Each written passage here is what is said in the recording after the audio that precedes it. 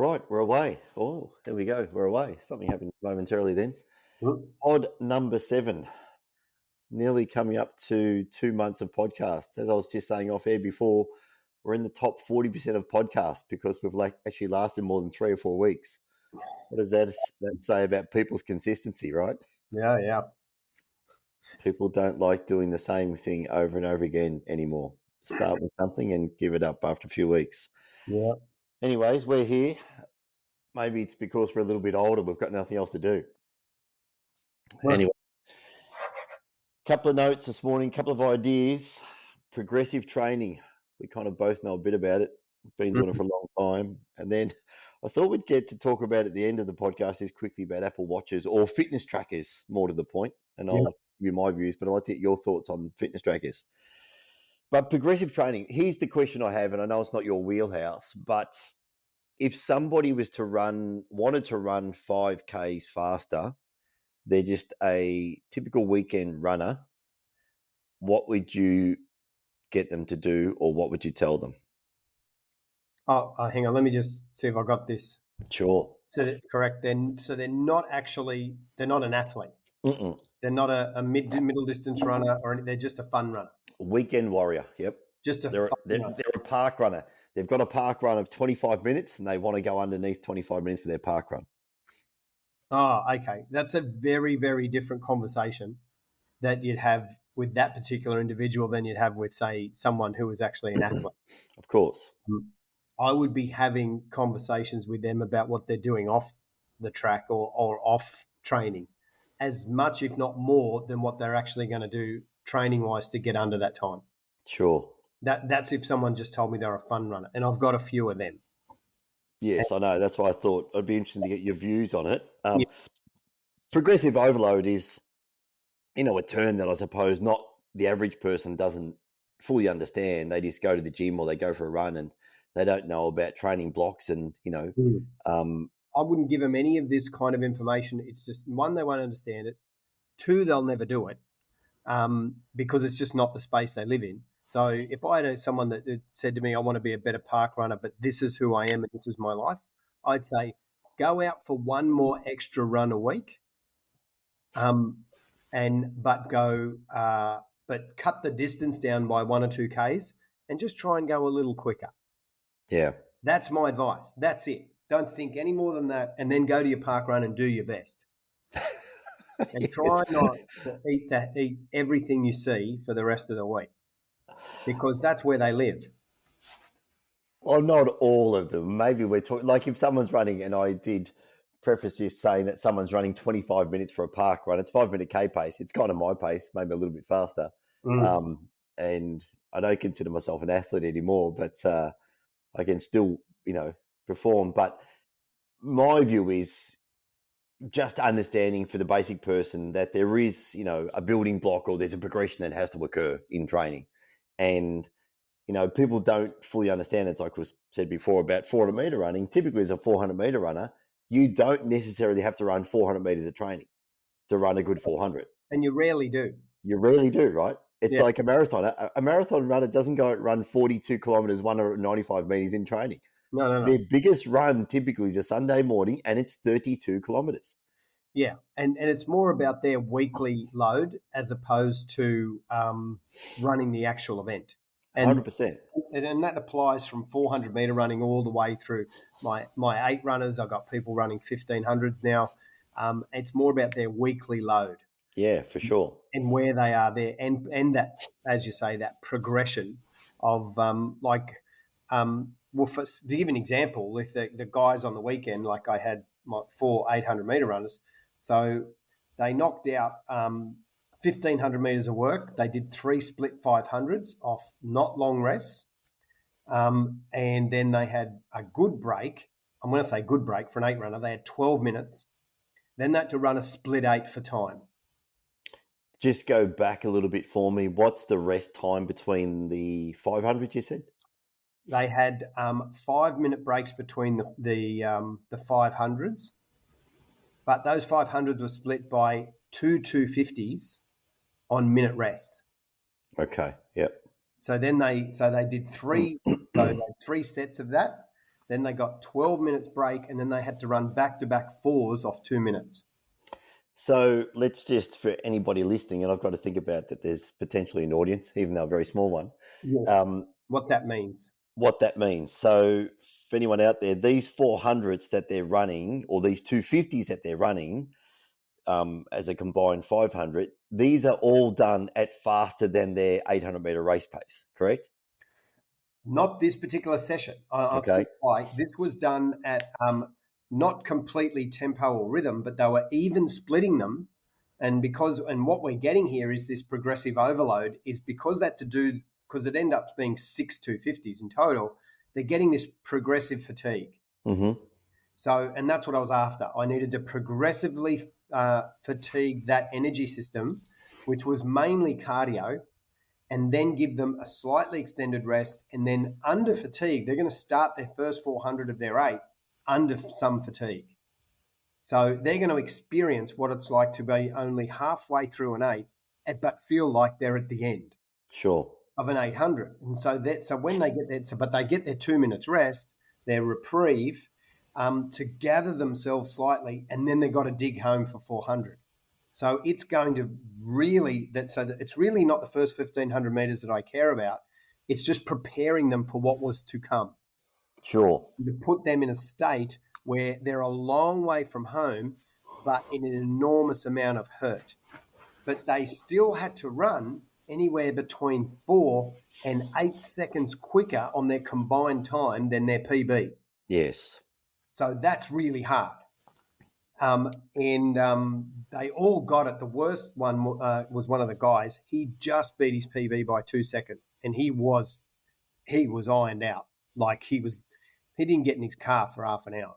Yeah. He was in all sorts. These are the nuances of coaching, as we've spoken about, in depth before, as opposed to trainers, I suppose, Correct. that, we think about a lot, particularly when it comes to racing, and both of us know more about the track.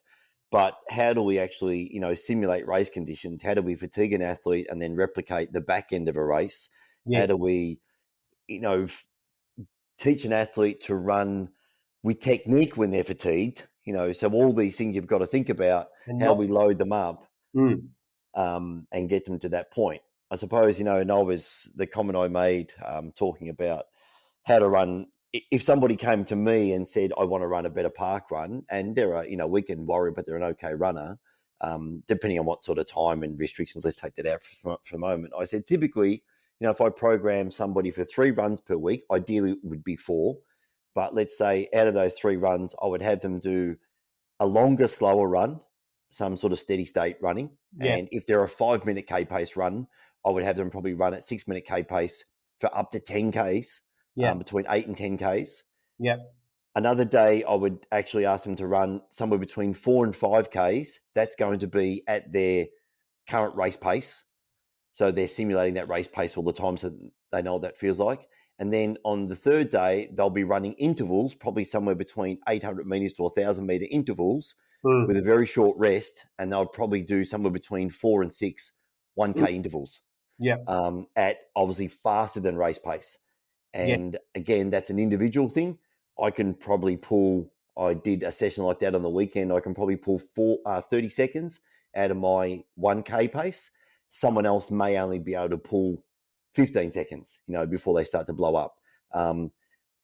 Timing wise, I think that's the gap as a middle distance, or like, let's say, a park run, particularly when they don't fully understand their own physiology and the way they run. And that's what we've spoken about in depth before when we used to run together, the different physiologies as well. I set myself a target of 90 seconds to 2 minutes between those 1K intervals. But what I ended up doing was just using my watch as my guide and using my heart rate.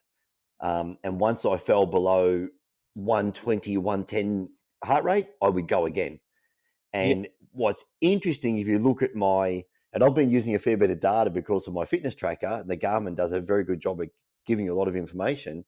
If you look at my heart rate, I did 4 1K intervals. Every one of those 1K intervals, my heart rate progressively got high, came down a lot. And every time I started again, my heart rate started slightly higher than the previous one and finished slightly higher. So my heart rate was perfectly linear like this to the end one. It was up, down a long way, back up. So it was actually the perfect sort of session. Mm. But getting someone to understand that is really tricky. And you've got to think, how much information do you want to load someone up with? Of Um, course. one of the simple things, and this was an old one we used to do, but I've actually remodeled this for parkrun. And I did this for a woman who wanted to break 20 minutes for a park run, and I just introduced a version of threshold running. Mm-hmm. So if she wanted to break 20 minutes, I would send her out for a 10-minute run in one direction, go out at about 95% for 10 minutes, 2 minute Mm-hmm. break, and come back in nine anything Yes. and change after 2 minutes, push home. And I found that's something people can understand and Mm-hmm. they can get their head around, because they're like, they get their 2 minutes rest, they've run halfway, and they know they've got to come back under time. Sure. And they've only got to push for 9 minutes and X amount of seconds. So they can lift themselves for that. And it Yeah. actually overloads their system, and they get that progression, and it does improve them. Yeah. So that's just one little trick that I've used. And it doesn't matter what people say their park run is. I had another one who her park run was 32 minutes. So I'm sending her out for 15-minute threshold runs, Yes. you know, Yep. and 15 out, 14 anything back. So, and she's times are coming down. Yeah. So it's the other thing I've always got to think of is, who am I talking to when I'm talking to a park runner? Because you can have anywhere from elite to mum pushing a pram. Yeah, for sure. And I suppose, I was referring to someone that's done some park runs, and I'm sort of taking it, if they've got to that 5 minute K pace, Yes, there's some semblance of a runner, right? They yeah, know how to run, they can sort of push themselves pretty hard. Um, and I think it sounds complex, but the overarching aspect of it's pretty simple. I think it's just difficult for people to get their head around that, some days you've got to actually go out and run a little bit further, but run slower. yes, People have got this mentality, no, I just want to go faster all the time. Well, you can't go faster all the time. It just doesn't happen. We, as 400-meter runners, we would actually run 500s. They're not at 400 race pace. They're a slower run. And a good 400-meter runner would actually run, a younger 400-meter runner potentially would run 600s in the off season. yeah. And it's one of my mantras, and that I say at the track all the time. And it's mainly the sprinters. I have to drum this into their heads: is say you have to run slower now to run faster later. Yeah. And racing and training are mutually exclusive. Yeah. You don't race the way you train and train the way you race. You don't. You do, though. This is the caveat.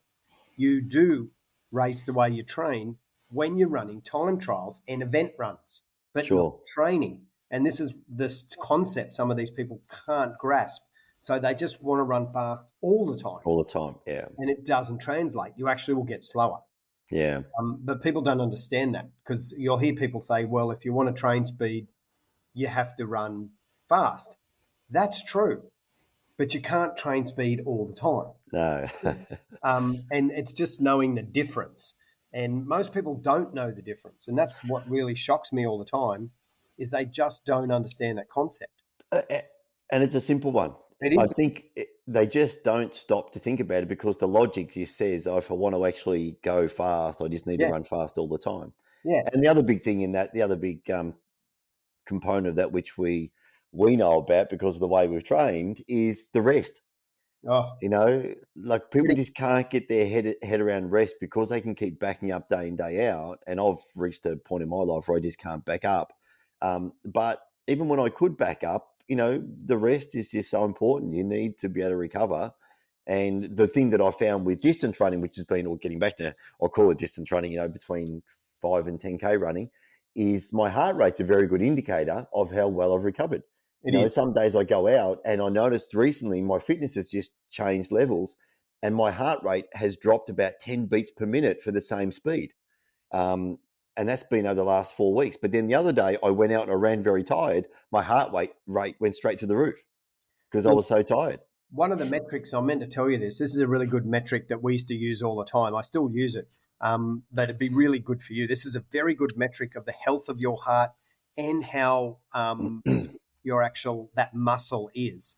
is if you go out for a run and let's say your heart rate gets to 170. So you're sitting on 170. What you want to do is finish your run, but not stop moving, and Hmm. just start walking, and not a brisk walk, just a nice gentle walk, and then time your heart 1 minute where it comes to from 170 to what? How quickly it comes down. Now, if it within a minute comes down to 110, 120 beats, that's a very, very strong indicator that your heart is in very, very good condition. Yeah. If it's still 160 after a minute, yeah, you do not have you would have no base training in that. Your heart is still working very hard, just to have you walk at a very gentle pace, which means you don't have it hasn't got any of that base fitness in it. Or and it can mean something else too. There can be underlying problems, but as a just a very, very general rule, the rate of your heart coming back, it's almost like if you look at breathing. You look at, remember, good 1,500 meter runners can do a rep, and within a minute or so, they'll 2 minutes, their breathing's return to normal. Yeah. Sprinters still puffing they're like, if they're told to go off 2 minutes, they're like, oh man, I can't do it, can't be done. But an 8 runner, he's like, they're recovered. Yeah. That they're good indicators of where you're, and it doesn't mean you're fit or not fit. It's just an indication of what type of fitness you have, because you can be fast and not fit. Yeah, 100%. And I think I've always said to people that your heart rate is, and God, as a sprinter, nearly who cares, right? You just go and run. Yeah, You irrelevant. know, I've had a max heart rate, I think, up at the sand dunes one day of 210 or something, running Yeah, around those stupid sand dunes when I was in my 30s. But it's irrelevant. Who cares? nobody cares. Um, It's instant anaerobic when you yeah, instant, yeah, yeah. not getting any oxygen to your muscles. But as now that I've moved more into that sort of, just 5K stuff, that my heart rate is a very good indicator of how I'm going. And as I said, Yeah, initially trying to run 5Ks, my heart rate was way too high. yeah, And I still can't run in zone two. My zone two heart rate at the moment for me is about 120 beats per minute. I can't run in zone two. The mm, moment I run, my heart rate just is still too high. The only zone two training I can do, which is, you know, basically said to be the best base training. An interesting stat I heard the other day that 80% of all Tour de France riders' training, 80% of all their training is done in zone two.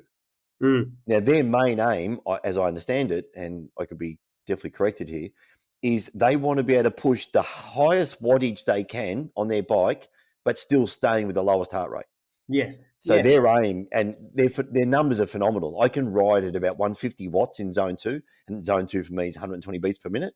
And if I'm fatigued, like last night I did a gym session, then I jumped on the bike. I couldn't push 150 watts to sit in zone two. If I'm not fatigued, I can. These guys can push in the hundreds of watts in mm, zone two. mm, Um, but for me, it's very difficult to run in zone two. I'm still just not fit enough. yeah, I'm getting closer, but I'm just not there yet. mm, But yeah, so from a distance point of view, your heart rate's a very good indicator, and it is. um, you're right, and that ability for it to return, and that's what I did on the weekend. Those interval runs, I just watched my heart rate once it got down to that 110 mark. That was like, okay, I'm ready to go again, and that's coming down quite quickly. But yeah, it's interesting. It's interesting trying to get people's head around some of these concepts because they just, the more is better mentality, and the faster I've got. If I run faster, I've got to get faster. Well, it's not necessarily the way, and it's that progressive overload and training. Training needs a system. Mm, People don't understand they need blocks, and even me, I've thrown the block theory out the window at the moment when I'm training with these high rocks, and I'm so like I've reached my fatigue threshold. I'm just been pounding myself so much, and if I was in a true block, I should be on a big down week because I mm, should be deloading because I'm so done. yeah, But I've only got 2 weeks to go, so I'm just trying to hang on. yeah. But next time round, I would give myself a good 12 or 16 week training block and train properly within those blocks and cycle because I'm just carrying way too much fatigue. But I'm shocked at how grumpy athletes get when you tell them to deload. yeah, And they get grumpy. They're yeah, just like, oh, so they think it's a dead session. yeah, You know, most of the sprinters are happy. They're happy to deload. yeah, They've only got one sprinter that he's actually got a really good work ethic. I think he'll be a good 200-meter runner. He says, they all deloaded last week, and they were all and deloaded on Sunday. And they were like, is this all we're doing? This is it. I'm like, you're done. Get off the track. No, really? I want to do more. No, it's not. This is not training for fun. You're training for a result. Yeah. And you're done. Get off. There's no more to be done. Because if you don't get off today, when Tuesday comes, which is today, you won't survive Tuesday. This is Yeah. what they also don't understand. They're not thinking about next week. They're just thinking about where they are. And I'm saying, if you don't deload now, you will not survive Tuesday. Then they start to pull their head in because they think, oh, geez, Tuesday's going to be horrible. I'll get off. But if you don't Yeah. say that, they'll just do more.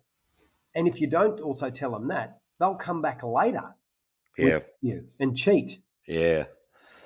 because they panic, especially if it's getting anywhere near an event. This is probably one of the hardest things I've ever had to do was to get people to not train all the way up to an event, to try and get them to rest. It's really, really hard. The cheating part, I have to say, as a coach or, a previous coach, drives me insane.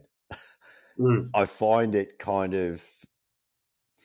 I take it a little bit personally and I find it a little bit insulting. It's like, I've given you advice.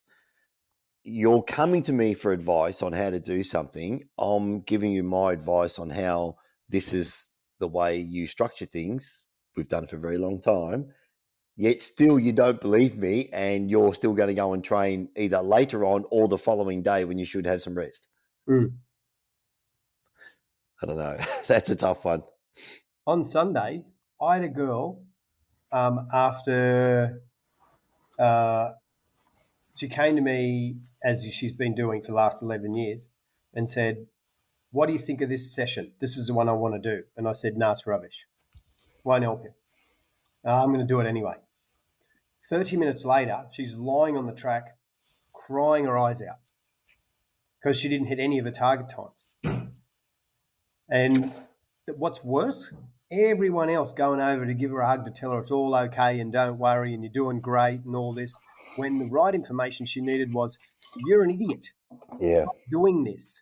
Like, how many more years do we want to keep doing this for? We're in year 11. Year 11 now. Yeah. Hasn't competed in 11 years because she's never been able to get her times to where she wants them to be because she's doing the wrong thing. Yeah. She keeps asking me. She's lovely. I let her. She's the only person I let because she's a good friend of mine. So I let her get away with it. Anyone else, I'd throw out. I wouldn't have them, but I let her go because of who she is. And I just say to her, this is where you need to be. Oh, I'm going to go do this then. Right, off you go. And fails. So we're going to go into year 12 soon of this, year 12. So I've got 12 years of data of not getting it right. And I don't know what the trigger is because we've all tried, other than a team of psychotherapists working 24/7, trying to solve it. Because it's not a physical thing, it's mental. I know what it is. What? It's a financial punishment. Oh, And it's a big one. It's like, if you do this session that you're telling me you're going to do, and you have to take a bet on this, and you don't hit your target times, you give me $1,000 for every time you don't hit a target time. Yeah. Sometimes we need these big financial punishments. Sometimes it's the only thing that when it hits people's pockets, as we well know, they'll avoid that like the plague. They'll actually try and do anything they can to avoid that. She'll either hit her targets or she'll fail, and then she'll potentially won't want to do it again because of the financial cost to her. But yeah, I think that's really frustrating for me anyway. I tolerate it. When other people do it, they're done. Yeah. But I've just known her a long time. And everyone kind of jokes about it because we all know what she does and why she does. And everyone watches her and lets her go. And then but yes, Sunday really tipped it over. Like, she's crying and carrying on. I'm just like, oh my God, it's killing me. It just, it's really difficult because she's comparing herself to everybody else. Yeah. And you can't do that at our age. You've got to run your race. Yeah, for sure. You can't compare. I mean, it's like I said, I just looked up the United States just had their championships on. And a guy, and he actually beat me in Finland and he beat me in Poland. but he just ran 23:68 for 200 meters into a 2 meter headwind Wow. at 56. I mean, it's so fast. Yeah. Yeah. Into a 2 meter headwind. I'm just like, what? Lee ran another 53 seconds flat for his 400. He's 50, turning 57. Wow. They're good Yeah. times, aren't I mean, I don't know. I'm tossing up how much more to do with it. I've been invited to the Bahamas, for the World Relay Championships. they? No, had no idea. But Yeah. In the Bahamas, like they have the World Relay Championships, which is all the best athletes in the world, all the countries put their best relay teams, and they've asked all the Masters countries to put their best relay teams forward. I've been nominated for that, which I'm winding my career up, so I wasn't really entertaining anything. But it is in the big stadium in Nassau with all the best athletes in the world. yeah, nice. Nice So place to go. it might be a nice fairy tale ending for me. Yeah. Um, Yeah, good trip. Big trip. Hard to get there. Hard to get there because it's LA, Miami. Miami, Nassau. Yeah. Oh man, it's like going to Finland. Yeah. Yeah. That far away. Yeah. But it's kind of come right at the pinnacle end of my career, and I'm still actually in good shape. Yeah. And it's a relay, so you can hide a bit. Yeah, exactly. I was going to say the relay, so you don't have to, not as exposed. Not as exposed as a straight up run. So anyway, I'm thinking When is it? May 24th, May next year. Yeah, okay. Well, you've got a bit of time to contemplate. A lot of time. I'm not committed to it, but I'm not. It's nice to be put in the mix. Yeah. And be recognised, and whether I do or don't do it, we'll see. Yeah, for sure.